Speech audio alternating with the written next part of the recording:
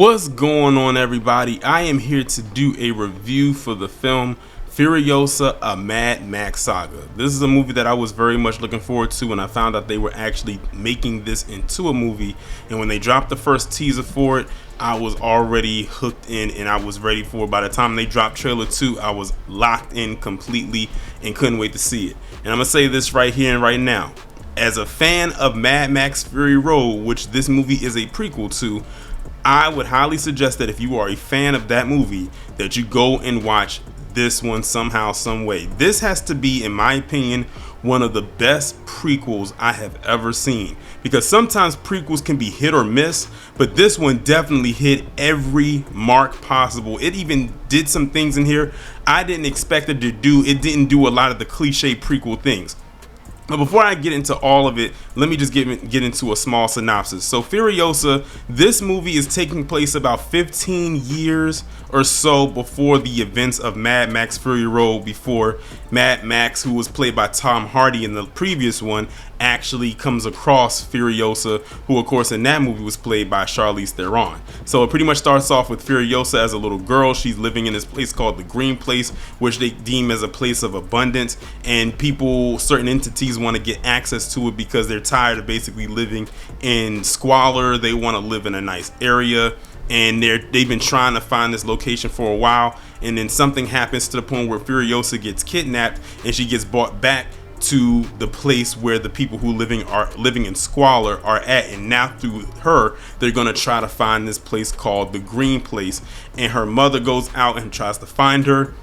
She has to go and save her daughter because they know if she doesn't, one or two things are going to happen. One, her daughter's going to probably get taken out, or two, they're going to use her daughter to get to the Green Place, and then they'll come over and they'll ravage it and take all of them out. So they basically have to find a way to kill two birds with one stone: get this woman's child back and make it where they cannot find where they are at.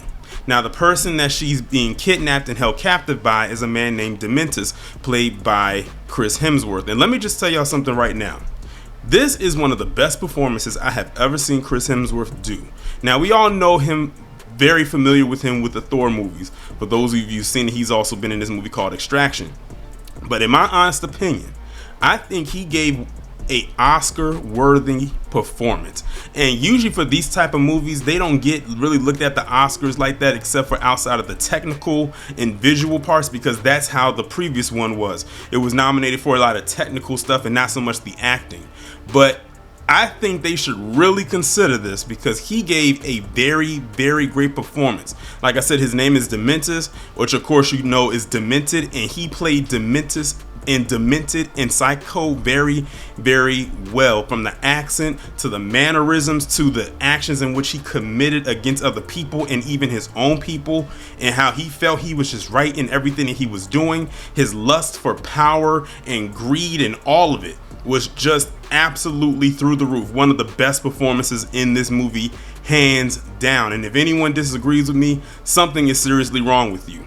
Now, of course, the main actress in this movie, of course, is Anya Taylor-Joy, who plays Furiosa. Now, she doesn't come in until like well over an hour into the movie because, like I said, again, one thing I like what they did is that they don't go straight into we only see her as a child for like 10 or 15 minutes, and then they go straight into her being an adult. No, they spend a good hour and some change with developing her story as a child to lead up to years passing with her as an adult and everything that she's gone through between the time she gets kidnapped to the time where she's at right now, which leads, of course, into the character of Immortan Joe, who was in the previous Mad Max movie. So here he is now. So we find out how Furiosa gets mixed up with his character and how he comes into play, and then we also get a little bit more. It's slightly not so much into his story, but you get where he's coming from, because in Mad Max Fury Road you get introduced to him at a certain point, but you don't really know much about him except he just looks menacing. He has this mask over his face to help him to breathe, but you don't really get introduced to much about him. But in this one, you get a little bit of a slight backstory. You find out that he has, I think, 2 sons, and he has like a crew and everything. You also get introduce them to the War Boys, who are those guys painted with the white face who sprays that stuff on their mouth right before they commit an act in which they're about to die, and all of that good stuff right there. So excuse me, yeah, that's pretty much, you know, Furiosa's character.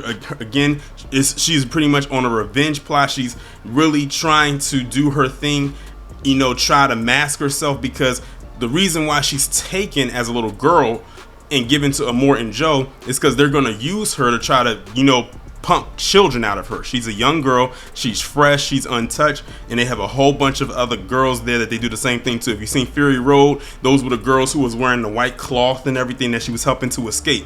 They basically use them for breeders, and she does her best to try to get away from them before that actually happens. So she disguises herself as a boy, and then she works on the rigs, and that's how she gives herself cover for all these years in order to not basically be a bed warmer, so to speak, for these guys who are just straight up creeps and pervs to try to produce children, specifically boys, so they can create more war boys. That's basically what those girls are there for. They're a breeding farm for them, because it's mainly men around, so the girls' only position is to basically produce children, mainly males. That's basically their lot in life for them to actually do. Now, as far as the action goes, I mean, y'all saw Fury Road. Y'all get what y'all saw in Fury Road and then some. I mean, the rigs, the bikes, the cars, them throwing these spears that explode, the chains. It was one thing that it was a chain that moved like a propeller that, you know, if you drove too close, it was pretty much a wrap. Seeing them out in the desert, it was a lot of practical effects, the explosions, the music, the sound. That's another thing right there. I can say that this movie's going to rack up in awards is definitely in that sound. The sound in this was phenomenal. It was like mind-blowing and great on the ears. Like, it was just amazing to hear the use of sound in this film. And the directing, shout out to George Miller. I knew what I was getting with this, especially with what he did with Fury Road. How he did like the zoom in, the wraparounds. It's something I call he does that I don't really see any other director do, because I feel like this is his lane. Is like a boomerang effect. Like, you know how you throw a boomerang or do the yo-yo and it yanks it back? Like, I like that zoom, that instant zoom in or that instant zoom out to give the extra dramatic effect. I just love how he's able to do all of that. It's just simply amazing what he's able to do with that camera. The cinematography, superb. The script, excellent. And it's crazy because even though this movie's called Furiosa, Anya Taylor-Joy doesn't have that much lines. She doesn't have as much lines as Charlize Theron did in Fury Road. Like, she doesn't say as much, so she has to convey a lot of hers through facial expression, because she doesn't want to reveal herself of who she is. So she goes around pretending to be a mute, and then once she just reveals herself, it's like they just kind of deal with it. It's like, it's not one of those things they just kind of harp on it, like, oh, she's a girl. But they just, I guess it's just one of those things they just eventually overlook over time, you know? So yeah. But all in all, this movie was very good. Definitely, this movie right here is going in the top 5. I think it's safe to say Furiosa, a Mad Max Saga, is going in my top 5 movies I've watched so far this year. That's number 2, because the first one was Monkey Man that came out last month, and now this month is definitely Furiosa. Again, like I said, as a fan of Mad Max Fury Road, I was very, very impressed with what they did with this movie, and the trailer does not do this movie justice. So if you feel that you've seen so much in the trailer, believe me, you haven't. This movie is 2.5 hours long. You have the trailer, a 2.5 minute trailer barely scratches the surface of a 2.5 hour movie. Trust me when I tell you that. Like, all the trailers, in my opinion, full or teaser, were just a teaser for what you're gonna get from this. I promise you that. I would not steer y'all in the wrong direction. So again, if you are a fan of Mad Max Fury Road, you are definitely going to be a fan of Furiosa, a Mad Max Saga. Again, one of the better prequels that I have seen in quite some time. With that being said, I'm going to bring this review to a close. Y'all let me know what y'all think about this down in the comments. Have you ever seen the movie Mad Max Fury Road? And if you haven't, will you watch it? And if you have, will you watch this? Stay safe and be one.